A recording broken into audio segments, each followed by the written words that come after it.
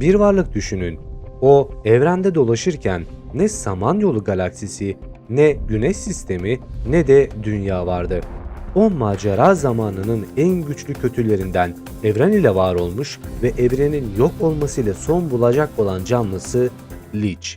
Onun hakkında birçok teori var ve kimisine göre mantar bombası ile var oldu. Kimisine göre ise dünya oluştuğunda insanlıkla beraber geldi. Ancak bunların hepsi yanlıştı. O bir bedene sahip olmadan önce bile vardı. Evrenleri dolaşır ve ölümü getirirdi. Leech o kadar güçlü bir karakter ki ölümü öldürdü. Prizmayı bozdu. Gücü inanılmaz ve çok az zayıf noktası var. Ben de sizlere bunların hepsini cevaplayıp Leech'in asıl hikayesini sizlere anlatacağım. Bu seriye eğer 1000 beğeni gelirse devamı olarak da Naneli Kahya'nın gücü ve asıl hikayesini sizlere anlatacağım. Bu yüzden emeğimin karşılığı olarak videoyu beğenerek ve kanalıma abone olarak destek olabilirsin. Twitch üzeri yapmış olduğumuz canlı yayınlara katılarak bizlerle eğlenebilir, kanalın büyümesi için abone olabilir veya bağış atabilirsin.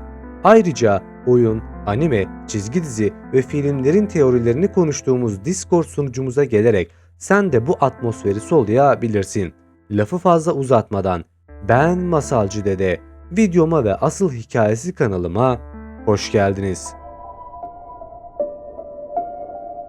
Leech'in kendisine göre zaman var olmadan önce yaratılan canavarlardan biriydi. Bu da varoluşun kendisinden daha yaşlı olduğu anlamına gelir. Kendisine Golb'un son bilgini diyerek şunu ima eder. Golb ile bir tür bağlantısı olduğunu ve Kaos'un efendisi olan Golb ile ortaklaşa bir karar neticesinde ilerlediğini gösterir. Bu size sıradan gelebilir ama birazdan anlatacaklarım Golb ve Leech'in ne kadar önemli olduğunu kanıtlar nitelikte. Bu yüzden devam edelim. Dinozorların neslinin tükenmesine neden olan Kretasi döneminde dünyaya çarpan meteor ile dünyaya gelmişti. Bu meteora çok sonraları katalizör kuyruklu yıldızı adı verildi ve bu yıldız belirli aralıklarla dünyaya gelerek yaşamı sıfırlamıştır. Ancak o zamanlar Leech'in bir bedeni yoktu. Enerjisel bir varlıktı. Kuyruklu yıldız ise reenkarnasyonu simgelerdi. Bir bölümünde bu kuyruklu yıldız dünyaya geldiğinde Fi'ne bir seçeneği olduğunu ve bundan önceki hayatında da bir kelebek olarak devam ettiğini söylemişti. Fi'nin kelebek olması bakıldığında iyiliği ve saflığı temsil etmesi sebebiyle yapılmıştır. Ancak insanların kaçırdığı bir nokta var. Eğer Fin iyiliği temsil ediyorsa bir de bunun katalizörü yani dengeleyicisi biri olmalı. Bu da Leech'ten başkası olamaz. Leech her zaman vardı. Kuyruklu yıldız ile dünyaya geldi. Ama milyonlarca yıl boyunca herhangi bir bedene sahip olmadan kaos ve düzeni devam ettirdi. Dengeli bir biçimde giden bu düzen insanlığın doğması ve gelişmesiyle bozuldu. Çünkü Leech'i uyandıran ve saf kötülüğün birleşimini oluşturan mağrur insanlıktan başkası olamazdı. İnsanlar gelişmiş teknolojileriyle beraber silahlar üretip birbirine saldırmaya başlamıştı. En güçlü silahlardan biri ise herkesin bildiği mantar bombasıydı. Bu bomba insanlığın son bulmasına, gezegende var olan düzenin bozulmasına ve en önemlisi Leech'in uyanmasına neden olacaktı. Mantar bombası patladığında Leech'in özü uyanmıştı. Büyük olasılıkla kuyruklu yıldızdan gelen malzeme bombayı üretmek için kullanıldı. Leech'in tam bir forma girmesi için bir insanın zehirli atağa düştüğünü ve böylece söz konusu kişinin Leech'in tam formuna dönüşmesine neden olduğu düşünülmekte. Bu teoriyi düşününce oldukça mantıklı bulabilirsiniz. Daha sonra Leech çoklu evreni yok edebilmek için çalınan gücü kullanarak tüm dünyayı yok etme kararı aldı. Çalınan güç aslında kendisine aitti. O Golb yani Kaos'un efendisine hizmet eden bilge biri olarak tasvir edilirdi. Kaos'un içinde düzen, düzenin içinde de kaos olması gerektiğinden Leech aslında çok önemli bir karakterdir. Ancak insanlık onu değiştirdi ve bir insan ile birleşerek insanın içinde bulunan yok etme arzusu bir bütün haline geldi. Bu yüzden bedenine kavuştuktan sonra bir plan yaptı. O krallığındaki tüm yaşamı emmek ve dünyayı yok etmek. Ancak kahraman biri tarafından saldırıya uğradı. Bakıldığında o krallığı var olmaması gereken bir bozukluktu. Mantar bombasından sonra gerçekleşen anomaliler aslında var olmaması gerekiyordu. Bu yüzden Leech'in ilk önce yok etmek istediği yer hiç var olmaması gereken o krallığı oldu. Ancak her şeyden önce denge gerekliydi. Bir gün Şeker Krallığı'nda Şeker Krallığı'nın hükümdarı Prenses Ciklet ve insan, çocuk ve köpek Jack meditasyon yapıyorlardı. Finn ve Jack sıradan gündüz rüyaları görürken Prenses Sakız ise alevlerden oluşan bir zeminin üzerinde tehditkar siyah bir gölgenin durduğunu, cehennem gibi bir sahne gördü. Kehribar hapishanenin zayıfladığından korkarak Finn ve Jake'i hapishaneye götürdü. Ancak koruyucu mücevherler takarlar. Böylece Leech'in zihni kontrol eden sesine yem olmazlardı. Onlar yukarıdayken Finn'in sırt çantasından salyangoz çıkar. Bu salyangoz her bölümde karşımıza çıkmaktadır ve bazen hiç olmadık yerlerde gözükür. Leech her zaman Finn ve Jake'i izlemiştir. Salyangoz bir mücevher takmadığı için de gözleri siyaha döner ve Leech'in sözleri altında büyülenir. Yavaşça salyanan salyangoz kehribar küreye doğru ilerleyerek kırılana kadar küreye kafa atar. Leech yağlı siyah bir buhara dönüşerek ve arkasında bir ölüm izi bırakarak kapıdan uçarak hızlı küçük çatlaklardan kaçar. Prenses Sakız Finn'e Leech'i ilk kez yenen Billy'nin eldiveni verir ve Leech'i kovalamaya başlar. Ancak buz kralı gelir ve Finn ve Jake'e Prenses Sakız'la evlenebilmek için izin almak için rahatsız eder. Sinirlenen buz kralı onun yerine Prenses Sakız'ı kaçırmaya karar verir. Leech yok edilmek üzereyken buz kralı tutsak prensesle birlikte gelir. Bu olaylar zinciri Leech'in güç kuyusu aracılığıyla gücünü yeniden kazanmak için yuvasına kaçmasına izin verir. Daha da aşağı inerek çökmüş bir tavandan güç kuyusunun üzerinde duran Leech'e bakarlar. Leech ellerini kuyuya sokar ve gücünü emerek Leech'in göz yuvalarından soluk yeşil duman çıktığını görürler. Bu aslında bombanın nereye düştüğünü ve etkisinin ne olduğunu bizlere gösterir. Sığınaklar işe yaramamıştır. Leech, Finn'i manipüle etmeye çalışırken onunla savaşır ve kendi dünyasına geri döner ve Finn, Prenses Ciklet'in ona yaptığı süveteri çıkarır ve bunu silah olarak kullanır. Buradan da anladığımız bir gerçek var. Leech, sevgi gibi önemli bir duygudan zarar görür. Sevginin olduğu yerde kaos olmaz ve ne Gob ne de Leech bu konuda güçleri bir işe yaramaz. Hatırlarsanız son bölümde sevgi ve düzen ile söyledikleri şarkı yaratıkları zayıflatıp yenilmelerine neden oldu. Bu kullanılan süveter kısmi olarak Leech'i yener. Finn süveteri bir göz yuvasından çekip diğerinden çıkartır ve çekmeye başlar. Bu hareket Leech'in paramparça olmasını sağlar. Ancak Leech'in kötülük kuyusuna düşen Prenses Ciklet'in içine Leech girer ve o krallığına getirilir. Odasında Finn'e ona bazı şeyler getirmesini söyler. O anda Jack nane uşağı ile içeri girer. Naneli uşak Prenses Ciklet'in Finn ile konuştuğunu görünce dört ayak üzerine girip prensese tıslar ve koşarak uzaklaşır. Burada dikkat edilmesi gereken naneli uşağın kimsenin göremediğini görmesidir. Bu yüzden bir sonraki videoda bunu işleyeceğiz. Konuya dönecek olursak, Finn, Prenses Ciklet'in eşyalarını almak için ayrıldığında Jake'in ona bir şarkı söylediğini görürüz. Ancak buna sinirlenir ve seyirir ve ardından kızgın bir şekilde bağırır. Jake tekrar bir şarkı çalmaya başlar ve elini Finn ve Jake tarafından getirilen büyük miktarda toplanmış çiçeklere koyar. Bununla beraber bütün hepsi solup ölür.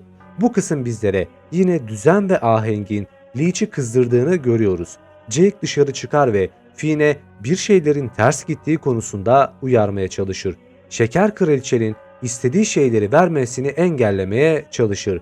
Çamaşır suyu, benzin ve benzeri şeyleri karıştırıp içerek mutasyona uğrayan prenses Finn ve Jake'i bir duvara atar ve duvarın kırılmasına neden olur. Buz Kralı ile birlikte Leech'i yenerler ama Leech ölmemiştir. Bir bölümün sonunda yakın plan çekiminde salyanan salyangozun bir pencere pervazından bize baktığını görürüz. Gözleri çökük ve karanlıktır. Finn'e kızgın ve intikam almak istercesine bakar. Bu sebeple Leech'in ev sahipliği yapan bir vücut olduğunu gösteren yeşil bir ölü ışıkla doludur. Kısacası salyanan salyangoz Leech'in kendisidir. Leech ruhunu barındıracak bir bedene sahip olması gerekiyor. Yani bu bir nevi aynı Harry Potter'daki burunsuz Voldemort gibi hortkuluklara sahip olarak ölümsüz kaldığını gösteriyor. Bu sebeple salyanan salyangozu 3. sezon itibariyle neredeyse her bölümde ufak kritik köşelerde görmekteyiz. Yani kısacası Leech, Finn ve Jake'i sürekli olarak izlemektedir. Olaylar bu şekilde devam ederken Leech bir bölümde Billy'yi ele geçirir. Finn ve Jake'i kandırarak güç taşlarını toplamaları için kandırır. Leech'in Billy'nin kimliğini nasıl üstlendiği ile ilgili olaylar Prizma tarafından bizlere anlatılır. Leech'in aslında Billy'nin ölü bedenini giydiğini ve Leech'ten ölü adam giyen bir hayalet olarak bahseder. Bu Leech'in onu hapse attığı için intikam olarak öldürdüğü anlamına gelir. Finn, Leech'in hiç var olmamasını dilemek için dilediğinde sonuç olarak Finn, normal konuşmayan köpek Jake ile yaşayan fakir bir insanın oğlu olarak hayat çizelgesine devam eder. Söz konusu evrende Simon Petrikov mantar bombasının önüne geçerek kendini feda etmiştir. Böylece patlamasını engelledi ve Leech'in özü uyanmadı. Bununla birlikte bu bölümde Finn Buz Kralı tacını bir kez ele geçirdiğinde gücüyle delirir ve Buz Kralı ile aynı güçlere sahip olur. Bu da bombanın patlamasına ve Leech'in özünün uyanmasına neden olan bir dizi olayı tetikler. Bu dünya çizelgesinde Jack daha sonra söz konusu özün havuzuna düşer ve böylece köpek Leech olarak bizlerin karşısına çıkar. Leech'in hiç var olmamasıyla hayatın ne kadar korkunç olduğunu gören Jake dileğiyle günü kurtarmaya çalışır. Prizma ona mükemmel bir dilekle yardım etmeye çalışır ve Jake, Leech'in onu ve Finn'i eve gönderme isteğini değiştirmek ister. Jake ve Finn zamanda geriye giderler ve Leech'in oradaki tüm yaşamın sonunu dilemeye hazırladığını görürler. Ancak Jake'in dileği sayesinde Leech, Finn ve Jake'in eve sağ salim gitmesini dilemeyi sağlar. Ne söylediğini anlayan, şaşırmış olan Leech, dileğini değiştirmeye çalışsa da iş işten geçmiştir. Bu üç karakterin zaman odasında sıkışıp kaldığını görürüz ve bütün dileklerin boşa gittiğini anlarız. Finn, Leech'i yok etme arzusu ile ilgilenir ama Jake ona artık her şeyin yolunda olduğuna dair güvence verir. Bu aslında büyük bir yanılgıdır. Unutmayın, Leech olmaz ise, yani mantar bombası patlamaz ve olaylar gelişmez ise ne o krallığı, ne Finn ve Jake, ne de Leech var olabilir. Her şey bir zincirin parçasıdır. Birinden birinin olmaması dengenin bozulmasına neden olur. Bu yüzden Leech karakteri bizim için çok önemlidir. Olaylara devam edecek olursak, Prizma bölümünde Leech Prizma'yı uyandırarak onu yok eder ve evrenin en büyük kötülerinin olduğu yere gider. Böylelikle yaşamın kendisini ilk oradan yok etmeyi amaçlar. Bu sahnede Finn ve Jake, Finn'in babasını ararlarken Leech'in nefesi kristalleri bozar ve kalenin her yerine zehirli bir gaz salarak siyah bir ateş yakar ve kristalleri eriterek yaratıkları bulundukları yerden kurtarır. Finn ve Jake babasıyla yeniden bir araya geldikten sonra Leech suda belirir ve onu hapseden kristali patlatarak bir iskelete dönüşür.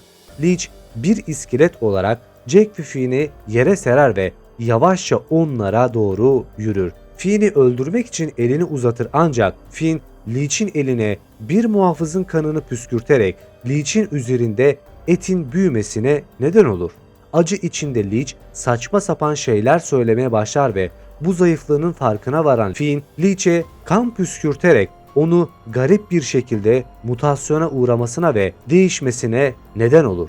Finn babasına ulaşamadıktan sonra Jake'e döndüğünde Jake, Leech'in bir insan çocuğu olarak yeniden doğduğunu ortaya çıkarır ve zihninin yeniden başlatıldığı sanılır. Bölümün sonunda bebek Leech gururla merhaba der.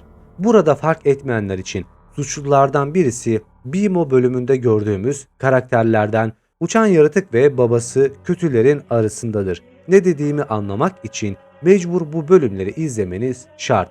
Olaylara devam edecek olursak Sweet Pea'nin bir bebeğe dönüşmesi bile Leech'in son gördüğümüz hali değildi. Altın Yıldızlar bölümünde insan çocuk formu Sweet Pea göründüğü gibi Leech olarak geçmiş hayatı hakkında bir kabus görüyor. Sık sık kabus gördüğü ima edilse de o ve Toronto Kralı meyve bahçesini yakmakla tehdit ettiğinde Leech, Sweet Pea'nin kontrolünü yeniden ele geçirir ve neredeyse onları öldürecek kadar sinirlenir. Bununla birlikte Leech'in hala hayatta olduğu ancak Sweet Pea'nin bilinçaltında hapsolduğu ve yangınları gördüğünde veya tehdit edildiğinde uyandığını ortaya koyar. Sweet Pea sevgi ile büyür ve içinde bulunan saflık Leech'in güçlerini baskılar. Böylelikle öfkesini kontrol ettiği sürece Leech asla varlığını gösteremez. Ancak unutmayın, salyanan salyangoz hala oralarda bir yerde ve uygun anı kolluyor. Amaçladığı kötülükleri gerçekleştirmek için yeni bedenler ve fırsatlar arıyor.